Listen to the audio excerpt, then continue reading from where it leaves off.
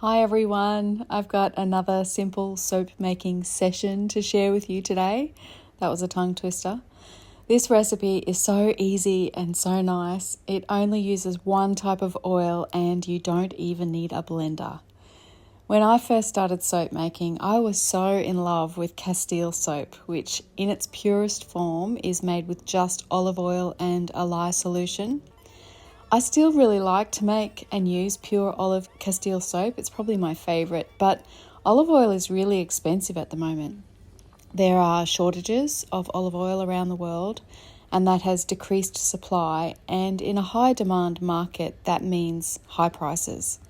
So what do? Well, not all of you have access to this, but here in Australia, rice bran oil is plentiful. Most of it comes from Thailand. It's really affordable. It has a similar fatty acid profile to olive oil, and because it has a bit more saturated fat in it compared to olive oil, it's actually a bit more balanced. So it makes a really good single oil castile type soap. The cool thing about this recipe is that if you don't have rice bran oil, which I know many of you, especially in the USA, it's not really widely available, but if you do have olive oil, you can still make it. The lye amount is exactly the same. So this is a castile soap recipe, but I'm using rice bran oil. Rice bran oil soap does trace a lot faster though, which you're going to see in a minute. I'm writing a book about soap recipe formulating and calculating at the moment, so I'll be going into all the oil types and what you can use in a lot more detail there. But today I just really wanted to share this recipe.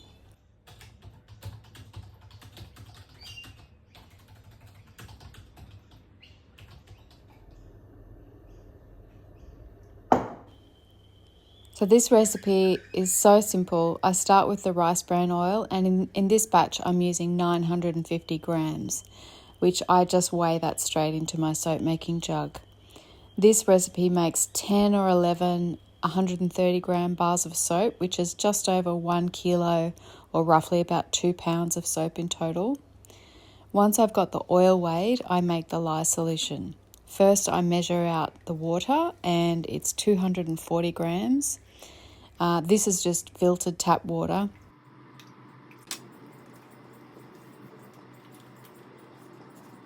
And then into a separate container, I weigh 120 grams of sodium hydroxide, which is also known as caustic soda.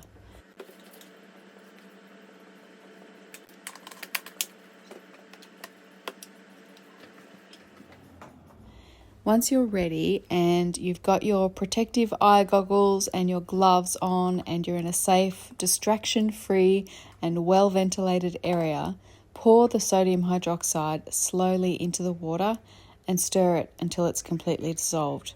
It's going to give off a nasty gas initially, so make sure you stand really well clear of that.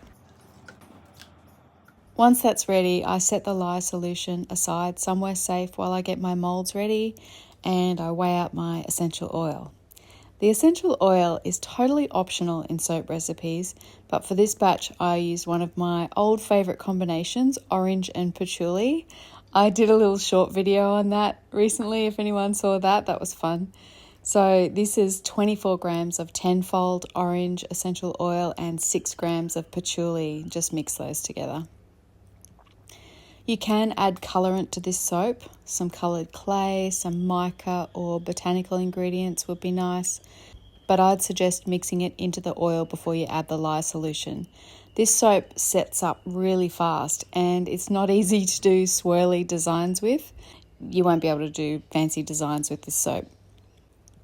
So when I'm ready and I've still got my goggles on, I pour the lye solution into the oil and mix the soap. This process happens fast. My rice bran oil was at room temperature, but the lye solution was still pretty hot. And because this soap traces or thickens quite fast on its own, I didn't even bother using a blender. So this is a really cool minimalist soap recipe for those of you who maybe are just starting out. You might not have a stick blender or want to get one. This is another one of my recipes that you can make without a blender. I just mix the soap until it starts to thicken, and then I quickly add in the essential oil and mix that through thoroughly. Once it's all mixed, you have to move pretty fast and get it into the mold. This recipe would have been a lot easier if I used a log mold, but for some unknown to me now reason, I really wanted to make these individual bars. That was probably a mistake. Just use a log mold or a milk container, or use something like a bigger container if you've got one. I had fun smoothing out the tops of this soap, but you can leave them lumpy, that's okay. The soap will set up regardless of whatever shape it is. Rice bran oil soap gets thick and chunky really, really quickly, so it is a bit of a challenge, but it's really good soap, so it is worth it. Before I put the soap to bed in its insulated box for the night, I spray the tops just with alcohol, and that helps prevent any soda ash or any white ashy stuff from developing on the surface of the soap. I put the soap into my cooler, which has got no ice in it. I use this to keep the soap warm. Close the lid and leave it for at least 12 hours or until the next day. If you can, resist the temptation to peek on your soap. This recipe, especially if you're using individual molds, it really benefits from being wrapped up somewhere snug for a while. The more you expose your fresh soap to oxygen, the more likely it will be to get that white ashy stuff on it, and the more likely you are to have an unevenly gelled, uneven textured soap. So keep it under wraps. The next day I took out my soap and oh my gosh, it smells very good. Any fellow Australian Gen X soap makers out there will know what I mean when I say that this orange and patchouli essential oil combination smells like fruit tingles. Do you remember those lollies? They still make them. I need to get some. I haven't had any for 30 years. Now that the soap's made, I leave it somewhere to cool and dry, to air out and fully cure for 6 weeks. That is done to make sure that the soap is really nice and mild and the bars are hard and they will last well in the shower. I hope you enjoyed that, everyone. I had a lot of fun making that soap. I had been wanting to make it for a while. As I said, I'm writing a book about soap making at the moment. It's quite nerdy. I'm very much enjoying myself. So I'm not sharing a ton of long videos, but I am sharing short videos more regularly, and I'm posting a lot more here and on Facebook and Instagram.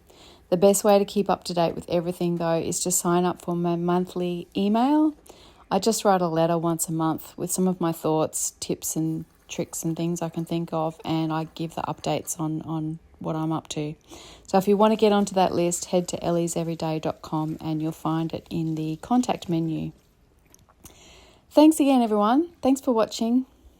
Have a wonderful day. I'll see you next time.